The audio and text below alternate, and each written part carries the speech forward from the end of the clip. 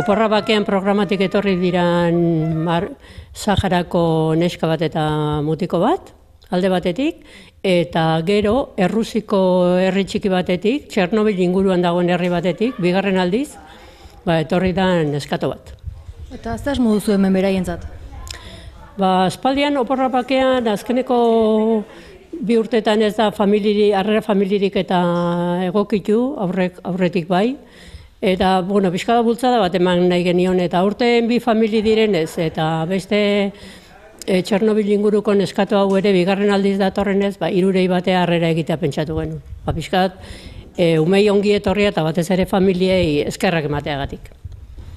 Pixkanaka, ari dira familia gehiago animatzen edo informazioa eskatzen, beraiek ere parte hartzeko? Nik uste, familia hauetako bate behintzat lehendik aipamenak egiten zituen, egoeraren arabera erabakiko zuela, aurten iritsi zaio unea, eta beste 2 gaztek ere erabaki dute harrera familia izatea.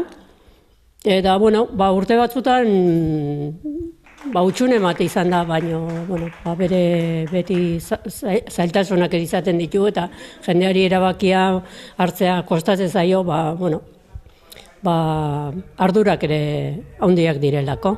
Hala ere, animatu nahi ditugu herritarrak, eta honek horretarako balio baldin badu, primeran.